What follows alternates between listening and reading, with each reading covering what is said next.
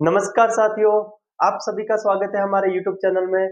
तो आज हम बात करेंगे एक नई वैकेंसी के बारे में, जिसका डिटेल्ड नोटिफिकेशन जारी हो चुका है, जो कि हमारा आरआरबी एनटीपीसी की नई भर्ती है।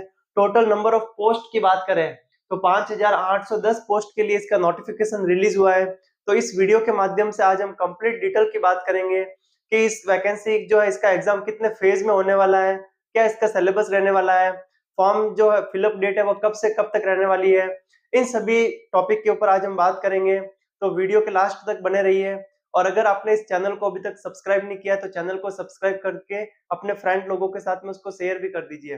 तो देखिए, अभी हम बात करके इसका जो लेटेस्ट नोटिफिकेशन आया है उसके बारे में हम बात करेंगे।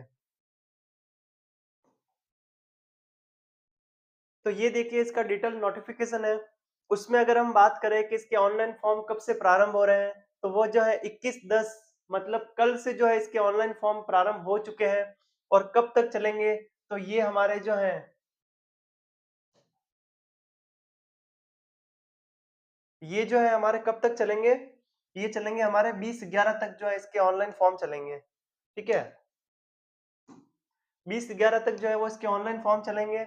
और पेमेंट जो है वो जमा करवाने की लास्ट डेट क्या है, 22/11/2025। मतलब अगर आपका 20 तारीख तक पेमेंट जमा नहीं होता है तो उसके लिए आपको 2 दिन का और एक्स्ट्रा टाइम मिल रहा है कि आप उस ड्यूरेशन में पेमेंट जमा करवा सकते हो।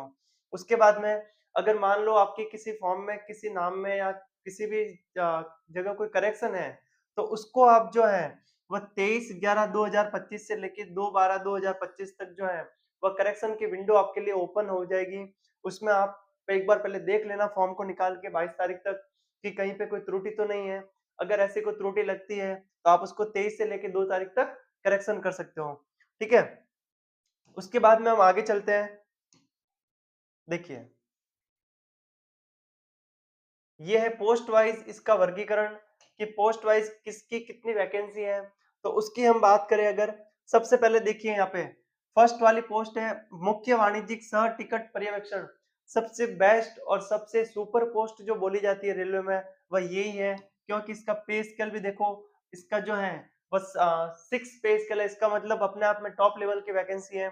आप बोलोगे सर स्टेशन मास्टर भी अपने आप में कम नहीं होती है, लेकिन एक एक तरह से हम देखेंगे ना कि स्टेशन मास्टर इनका क्या काम होता है पता है, मुख्य वाणिज्यिक सह टिकट पर्यवेक्षण का काम होता है कि किस स्टेशन मास्टर को कौन सी जो है बोगी में उसकी ड्यूटी लगानी है, किस स्टेशन मास्टर को कौन से डिब्बे में उसकी जो है भेजना है। ये सब काम जो है एक तरह से स्टेशन मास्टर का सुपरवाइजर जो है ना, वो होता है मुख्य वाणिज्यिक सह टिकट पर्यवेक्षण।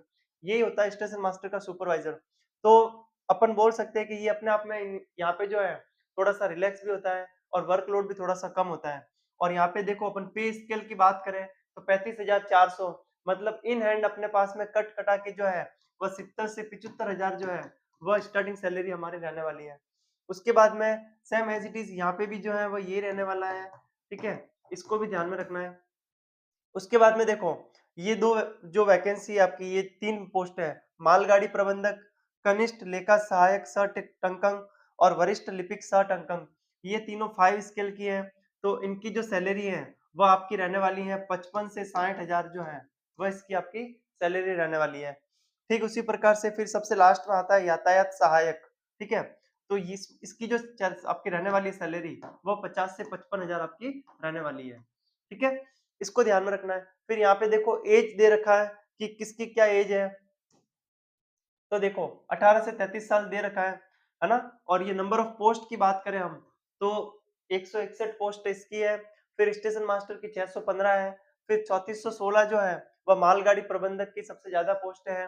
तो आपके हिसाब से आप देख लेना कि आप जो है किसी भी एक पोस्ट के लिए अप्लाई कर पाओगे और किसी भी एक जॉन के लिए आपको अप्लाई करना है, इस बात का भी ध्यान रखना है। ठीक है, ये नंबर वाइज आपकी पोस्टें दे रखी है। टोटल नंबर ऑफ वैकेंसी 5810 है, जो कि पिछले साल के मुकाबले थोड़ी सी कम जरूर है, क्योंकि पिछले साल जो हमारी वैकेंसी आई थी वो 8100 पोस्ट के लिए वैकेंसी आई थी। ठीक है, लेकिन हमको जो है वो निराश नहीं होना है और अपनी तैयारी को कंटिन्यू करना है। उसके बाद में देखिए,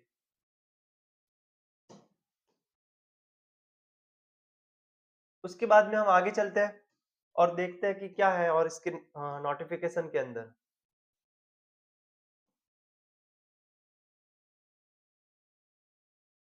ये आपकी जो वैकेंसी है वो आपकी ग्रेजुएशन लेवल की वैकेंसी है। इस बात को भी थोड़ा-सा ध्यान में रखिए। अगर इसमें क्लियर क्लियर ये भी लिखा हुआ है कि अगर आप ग्रेजुएशन में एपीयर हो, तो आप उस भर्ती के लिए एलिजिबल नहीं हो। इसको भी थोड़ा-सा ध्यान में रखना है। अगर आपका ग्रेजुएशन कंप्लीट है, आपके पास मार्कशीट आ रखी है, तो ही आप ग्रेजुएशन के लिए इस वैकेंसी के लिए एलिजिबल हो। इसको भी जो है थोड़ा-सा ध्यान रखना है।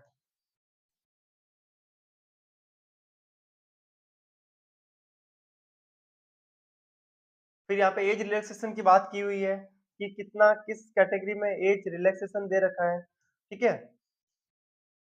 फिर यहाँ पे देखो हम शुल्क की बात करते हैं, ठीक है? कि फॉर्म का जो है वो शुल्क कितना है? तो आपको पता ही है कि जनरल और ओबीसी वालों का जो है वो ₹500 है, लेकिन उसमें एक चीज़ और हर बार रेलवे वाला करता ही है कि ₹500 आपको एक बार देने हैं, फिर उसके बाद में जैसे ही सीबीटी 2 होगा, ठीक है? सीबीटी का जैसे ही नेक्स्ट चरण होगा उसमें आपको ₹400 वापस रिफंड कर दिए जाएँगे। ये रहता है ओबीसी और जनरल वालों के लिए और अदर कैटेगरी जो भी है, उनका ₹250 शुल्क है और वो पूरा का पूरा आपको जो है वो रिफंड हो जाएगा बाद में एग्ज़ाम देने के बाद में। लेकिन ये भी ध्यान रखना अगर कोई एग्ज़ाम दे रहा है उसी को रिफंड होगा, अगर कोई एग्ज़ाम में बैठ ही नहीं रहा है तो उसको रिफंड नहीं होगा, इसको भी ध्यान रखना है। ठीक है?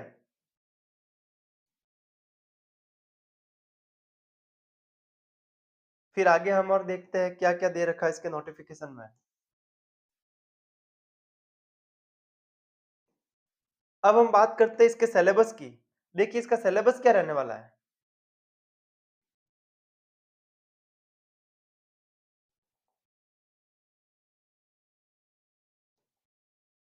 देखिए, इसका जो सिलेबस है ना, वो सिलेबस क्या रहने वाला है हम उसकी बात करेंगे आज। ठीक है? तो आपको पता ही है कि इसका जो एग्जाम है वह कितने चरणों में होगा। मेनली दो चरण होते हैं, सीबीटी 1 और सीबीटी 2। फिर अगर कोई टंक मतलब टाइपिंग वाली अगर कोई उसमें पोस्ट है तो उसके लिए टाइपिंग टेस्ट भी होगा, उसको भी थोड़ा सा ध्यान रखना है। ठीक है? अब देखिए सीबीटी 1 जो है वह तो सभी पोस्टों के लिए है और सीबीटी 2 भी जो है वो सभी पोस्टों के लिए है, इसको भी ध्यान रखना है। और सीबीटी 1 का जो सिलेबस है वो क्या रहने वाला है उसको देखेंगे हम। तो सीबीटी 1 जो है उसमें देखो, उसमें हमारा क्या रहने वाला है, 100 प्रश्न रहने वाले हैं हमारे सामने, ठीक है? सीबीटी 1 जो है उसमें 100 प्रश्न होंगे, उसमें से देखो अ, टोटल टाइम कितना मिलेगा आपको, 1.5 घंटे का टाइम मिलेगा। 1.5 घंटे में हमको 100 प्रश्न करने हैं, जिसमें से 40 प्रश्न जो है वह किसके रहने वाले हैं, जीके के मतलब जीए के रहने वाले हैं, जनरल अवेयरनेस के। 30 प्रश्न मैथमेटिक्स के रहने वाले हैं और जनरल इंटेलिजेंस एंड रीजनिंग मतलब रीजनिंग के आपके 30 प्रश्न मतलब 60% आपका मैथ्स और रीजनिंग का पोर्शन है और 40% आपका जीए का पोर्शन है। टोटल मिला के नंबर ऑफ प्रश्न 100 है और आपके पास टाइम जो है वो 1.5 घंटे का टाइम है। ये है हमारा सीबीटी 1। अब हम बात करते हैं सीबीटी 2 की। देखिए, और इसमें ये भी ध्यान रखना है कि आपकी 1/3 नेगेटिव मार्किंग भी है। अगर आप 3 प्रश्न गलत करते हो तो वो एक सही प्रश्न को भी रॉन्ग कर देगा, इसको भी ध्यान रखना है। फिर हम बात करते हैं सीबीटी और इसमें देखो ये दे रखा है सब्जेक्ट वाइज कि मैथमेटिक्स में कौन-कौन से टॉपिक होंगे आपके। तो मैथमेटिक्स में number system, decimal, fraction, LCM and HCF, ratio and proportion, है ना? Percentage, mensuration, time and work, ये सब टॉपिक आपके मैथमेटिक्स के रहने वाले हैं। फिर हम रीजनिंग की बात करें तो रीजनिंग में ये सब टॉपिक रहने वाले हैं और जीए में जो है वो ये सब टॉपिक रहने वाला है। इसको भी थोड़ा-सा एक बार आप देख लेना बाद में। फिर यहाँ पे दे रखा है क्लियर क्लियर कि देखो minimum percentage of mark for eligible for various category, ठीक है? यूआर के लिए कितनी है 40%, ईडब्ल्यूएस के लिए 40%, ओबीसी के लिए 30%। इसका मतलब आपके सीबीटी 1 में अगर मिनिमम क्राइटेरिया ये दे रखा है, इतना परसेंटेज होगा तो ही आप सीबीटी 2 के लिए एलिजिबल होंगे, अदरवाइज आप सीबीटी 2 के लिए एलिजिबल नहीं होंगे। इसको भी ध्यान रखना है। अब हम बात करते हैं सीबीटी 2 की। तो सीबीटी 2 में जो है वह हमारा सिलेबस क्या रहने वाला है? तो देखिए यहाँ पे हमारे 120 प्रश्न रहने वाले हैं सीबीटी 2 में, जिसमें से टाइम वही है आपका 1.5 घंटे का टाइम है। 50 प्रश्न जो है वह जीए के रहने वाले हैं और मैथमेटिक्स के जो है वो 35 प्रश्न रहने वाले हैं और same as it is reasoning के जो भी है वो भी 35 प्रश्न रहने वाले हैं। मतलब 35 और 35 70% या 70% 70 प्रश्न बोल सकते हो, जो कि हमारा क्या रहने वाला है मैथ्स और रीजनिंग का। 120 में से 70 नंबर या 70 प्रश्न लाना अपने आप में बहुत बड़ी बात होती है। अगर आप इसके ऊपर भी अगर पूरा फोकस कर लेते हो, तो भी आपका काम ईज़ी वे में हो जाएगा। ठीक है? फिर हम देखते हैं आगे। और अगर आपको मैथमेटिक्स और रीजनिंग में किसी प्रकार की कोई डाउट है, तो अपने इस चैनल पे जो है वह बेसिक टॉपिक बेसिक जो है हमने बेसिक तरीके से हमने उसको एक्सप्लेन किया है, तो आप उस हमारी वीडियो भी देख सकते हो कि किस टाइप से हमको किसी टॉपिक को इनिशिएट करना है, उसको प्रारंभ करना है और हमारे कंसेप्ट भी कैसे हम क्लियर कर सकते हैं, तो वो भी हमने इस चैनल के माध्यम से बता रखा है। ठीक है? अब देखिए आगे,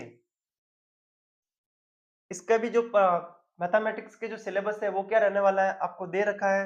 जनरल इंटेलिजेंस एंड रीजनिंग का सिलेबस क्या रहने वाला है वो भी हमको यहाँ पे दे रखा है और सेम एज इट इज यहाँ पे भी मिनिमम कट ऑफ क्राइटेरिया है वो भी हमको क्लियर करना है, तभी हम नेक्स्ट स्टेप के लिए एलिजिबल होंगे। ठीक है, तो इस चीज को भी ध्यान रखना है। ठीक है, उसके बाद में आपका टाइपिंग टेस्ट होगा जो कि सभी पोस्टों के लिए नहीं है, लेकिन पर्टिकुलर जो टाइपिंग वाली पोस्ट है उसके लिए आपका टाइपिंग टेस्ट जरूर होगा। तो ये हमारा था आज का जो है रेलवे एनटीपीसी का न्यू नोटिफिकेशन। ठीक है, ये हमारा आज का जो है वो रेलवे एनटीपीसी का न्यू नोटिफिकेशन था। तो आपको ये इन्फॉर्मेशन कैसी लगी हमको कमेंट करके जरूर बताएं, और अगर आपका कोई डाउट है इस वैकेंसी को लेकर तो वो भी आप कमेंट करके जरूर बताएं। और अगर आपको ये चैनल पसंद आ रहा है तो इस चैनल को सब्सक्राइब कर दें। ऐसी इन्फॉर्मेशन हम और भी आपके लिए लेकर आएंगे, और अपने फ्रेंड लोगों के साथ में इस ये जो है लिंक को शेयर भी कर दीजिए।